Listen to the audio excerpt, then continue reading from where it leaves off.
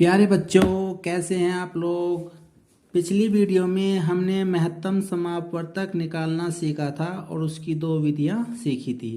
आज हम लघुत्तम समापवर्तक यानी लीस्ट कॉमन मल्टीपल को निकालना सीखेंगे और इसकी जो शॉर्ट फॉर्म है वह है LCM।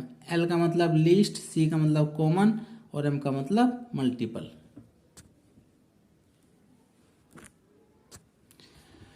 आइए इसको एक क्वेश्चन की सहायता से सीखते हैं। हमारे पास में दो संख्याएं हैं, एक है 90 और एक है 144। हमें इसका LCM निकालना है और निकालना है प्राइम फैक्टराइजेशन मेथड से। तो पिछली वीडियो में भी मैंने आपको प्राइम फैक्टराइजेशन करके सिखाया था, आज भी आपको प्राइम फैक्टराइजेशन करके सिखा रहा हूँ और उसके बाद आपको LCM निकालना सिखाऊंगा। देखिए, सबसे पहले हमने 90 को लिया है, हमने इसका प्राइम फैक्टराइजेशन किया है तो हमने इसे 2 से डिवाइड किया है। तो 2 से डिवाइड करेंगे 90 को तो 45 आ गया। उसके बाद हमने 3 से डिवाइड किया है तो 15 आ गया है। और अगर हम फिर 3 से डिवाइड करते हैं तो 5 आ जाता है और हम फिर 5 से डिवाइड करते हैं तो 1 आ जाता है। यानी हम 90 को क्या लिख सकते हैं प्यारे बच्चों, 90 को हम लिख सकते हैं 2 गुना 3 गुना 3 गुना 5। इसी प्रकार से हम 144 का भी प्राइम फैक्टराइजेशन करेंगे। मैंने 144 का प्राइम फैक्टराइजेशन किया है और ये सब प्राइम फैक्टर हैं उसके 144 के। अब मैंने 144 को भी प्राइम फैक्टराइजेशन में ऐसे इनके मल्टीप्लाई करके लिख देता हूँ। 2 multiply 2 multiply 2 multiply 2 multiply 3 multiply 3। अब ध्यान से सुनिएगा, हम LCM कैसे निकालते हैं। पहले आप समझिए या रिवाइज कीजिए कि हमने HCF कैसे निकाला था। हमने HCF निकाला था कि जो दोनों प्राइम फैक्टराइजेशन में कॉमन संख्या है वह लिख दी जाती थी। यानी जैसे 2 यहाँ आया, 2 एक बार आया तो वो HCF में आ जाएगा। लेकिन LCM में हम कैसे लिखेंगे वो जरा समझिएगा, बहुत ध्यान से समझिएगा। देखो, सबसे पहले 2 पर अंडरलाइन करते हैं। 2 कितना आया यहाँ, एक बार। यहाँ कितनी बार आया, 4 बार। तो जो ज्यादा बार आया वह लिखा जाएगा। HCF में जो कम बार आता है वह लिखा जाता है और LCM में जो ज्यादा बार आता है वह लिखा जाएगा। जैसे यहाँ 2 कितनी बार आया मेरे प्यारे बच्चों, एक बार। यहाँ 2 कितनी बार आया मेरे प्यारे बच्चों, 4 बार। तो ज्यादा कौन सा है, 1 ज्यादा है या 4 ज्यादा है, 4 ज्यादा है। तो LCM निकालने के लिए हम 4 जो 4 बार आया है उसको हम लिखेंगे। मेरे ख्याल से बात समझ में आ गई होगी। अब 3 को अंडरलाइन करते हैं। 3 यहाँ कितनी बार आया, 2 बार। यहाँ 3 कितनी बार आया है, 2 बार। तो इसको हम 2 बार ही लिखेंगे। अब इम्पोर्टेंट, यहाँ 5 है और यहाँ 5 नहीं है। तो 5 यहाँ कितनी बार आया है, एक बार। और यहाँ कितनी बार आया, एक भी बार नहीं, यानी यहाँ 5 है ही नहीं। तो ज्यादा कितनी बार आया, एक बार। तो हम इसको 5 लिख देंगे। मेरे ख्याल से ये बात आपकी समझ में आ गई होगी। अब हम इन सभी संख्याओं की क्या करेंगे, गुना करेंगे और गुना करके जो संख्या आएगी वही हमारा LCM होगा। करो, 2 दूनी 4 दूनी 8 दूनी 16, 16 या 48, 48 3 जा 1 4 4 और 144 की अगर हम 5 में गुना करेंगे तो 144 इंटू 5 होते हैं 720। तो हमारे पास जो संख्या आई 720 वह है इसका LCM हो गया। मेरे ख्याल से बात समझ में आ गई होगी। एक क्वेश्चन और देखते हैं। आइए प्यारे बच्चों, एक क्वेश्चन को और डिस्कस करते हैं। हमारे पास में दो संख्याएं हैं, एक है 99 और दूसरी है 153। मैंने इनका प्राइम फैक्टराइजेशन पहले ही कर लिया है ताकि आपको समझने में भी आसानी हो और वीडियो ज़्यादा लंबी ना हो।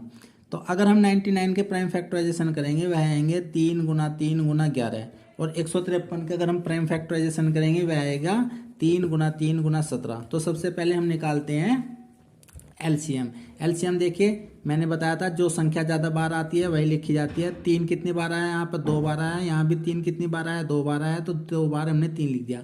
11 यहाँ पर एक बार आया है, यहाँ आया ही नहीं है तो 11 भी लिखा जाएगा।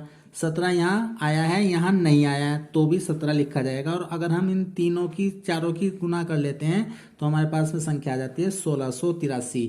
यही हमारा LCM होगा। और रिवाइज करने के तौर पर मैं आपको एचसीएफ भी सिखा देता हूँ। एचसीएफ में मैंने क्या कहा था, जो संख्या सबसे कम बार आती है वह लिखी जाती है। यहाँ 3 कितनी बार आया है, यहाँ 3 कितनी बार आया है, 2 बार, तो 2 बार लिखा गया। यहाँ क्या रहा, कितनी बार आया है, 1 बार, यहाँ आया ही नहीं, तो कम कौन सा है, आया ही नहीं, तो वो नहीं लिया जाएगा। यहाँ 17 कितनी बार आया है, 1 बार, और यहाँ कितनी बार आया है, आया ही नहीं है यहाँ पर 17, तो कौन सा लिखा जाएगा, जो नहीं आया है, यानी 17 यहाँ पर लिया ही नहीं जाएगा, तो आंसर हमारा 9 आ जाएगा। मेरे प्यारे बच्चों, ये बात आपकी समझ में आ गई होगी। अब एक इम्पोर्टेंट रिलेशन है जो मैं आपको समझा रहा हूँ। प्यारे बच्चों, एलसीएम और एचसीएफ और जो दो संख्याएं हैं उनमें एक महत्वपूर्ण रिलेशन है जो मैंने आपके सामने लिखा है। क्या रिलेशन है, दोनों संख्याओं का गुणनफल, यानी जिन संख्याओं का हमें एचसीएफ और एलसीएम निकालना है उन दोनों संख्याओं का गुणनफल उनके एलसीएम और एचसीएफ के गुणनफल के बराबर होता है।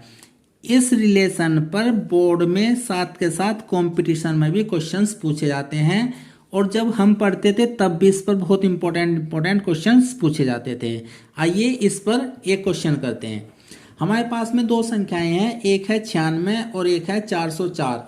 इनका एचसीएफ ज्ञात करना, क्या निकालना हमें, एचसीएफ, फॉर्मूला यही लगेगा, जबकि इनका एलसीएम 96 है। तो सबसे पहले हम इस फॉर्मूले में ये जो क्वेश्चंस में जानकारी दी है इस फॉर्मूले में हम रखते हैं। देखो पहले आएगा दोनों संख्याओं का गुणनफल। हमारे पास में संख्या है कौन कौन सी, 96, तो सबसे पहले हम लिखेंगे 96, यहाँ लिख देंगे हम हल, गुना दूसरी संख्या हमारे पास में 404 बराबर, हमें निकालना क्या है, हमें निकालना है एचसीएफ, जबकि एलसीएम दे रखा है। एलसीएम यहाँ ये है, यहाँ एलसीएम की वैल्यू डाल देते हैं 96 और 96, और गुना हमारे पास में आ जाएगा एचसीएफ।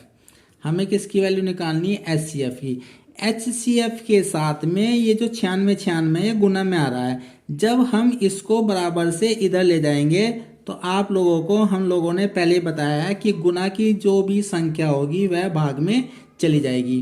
तो एचसीएफ का जो आंसर होगा, यानी आप देखो 96 गुना 404 अपॉन 96 और 96 बराबर हमारे पास में आ जाएगा एचसीएफ। मेरे ख्याल से ये बात आपकी समझ में आ गई होगी। अब हम आगे सॉल्व करते हैं। देखो 96 से ये पूरी संख्या कट जाएगी, कैसे कटेगी, ध्यान से सुनिए। 96 एकम 96, अब ये तो पूरा कट गया, अब क्या चला आगे, 9 आ गया। 96 का टेबल 9 में तो नहीं चलता है, तो ना जाने की 0, फिर 6 उतार लेंगे, कितना आ गया 96, फिर 96 बन जा 96। मेरे ख्याल से बात आपकी समझ में आ गई होगी। अब अगर हम 101 से 404 को भाग करते हैं तो 4 बार भाग होती है, तो हमारे पास जो एचसीएफ आ गया है वह हो गया 4। अब मैं आपको 2 क्वेश्चन दे रहा हूं और उनके आंसर भी लिख रहा हूं। आपको क्वेश्चन सोल्व करने हैं और उनके आंसर मैच करने हैं।